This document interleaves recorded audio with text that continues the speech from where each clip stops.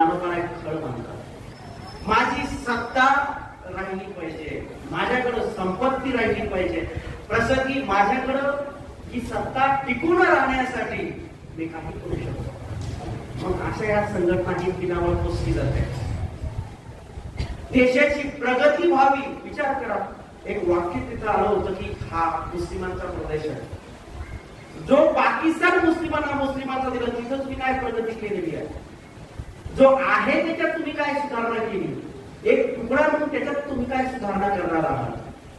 तेव्हा जे आहे प्राप्त झालेलं आहे त्यात तुम्ही समाधानी नाही, त्या भूमीचं खाऊन तुम्ही अतिरेकी वृत्तीचे बनता।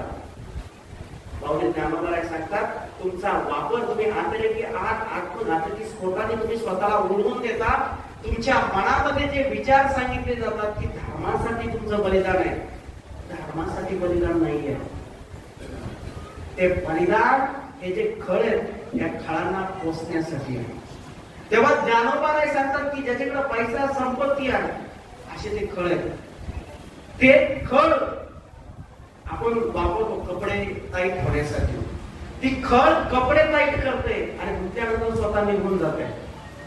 आज दोन देशांचं वातावरण टाईट केलं, खळ समजून घ्या, खळ ही खळ ती खळ।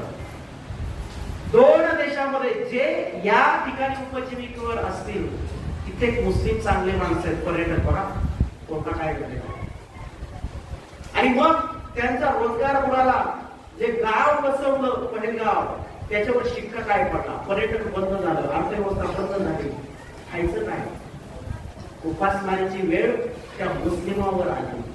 आज 25, 30, 50 मारले असतील, वट्यावधीच्या देशात दहशत पसरवली असेल, पण त्याचा तोटा सगळ्यात जास्त कुणाला होणार, तिथल्या मुस्लिमांना बळी ते जाणार आहे आजच्या एका प्रसंगानुसार। तेव्हा एक लक्षात घ्या, हे खळ कोणत्या धर्माचे नसतात, ते आपले नसतात, हे खळ कोणाच्या तरी हातचं प्यालं असतं। तेव्हा अशा खळामध्ये असतं काय, तीच बंदूक आहे, त्या ठिकाणी आर्मी आहे, संरक्षणासाठी वापरत आहे, आणि तीच बंदूक निष्पाप जीवावर नवीन जीवनाची सुरुवात करणाऱ्या जीवांवरती चालवली जाते।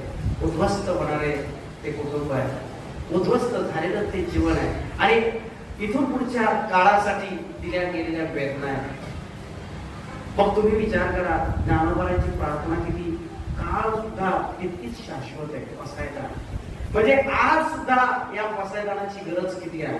हे खळ व्यंकटी जाओ तया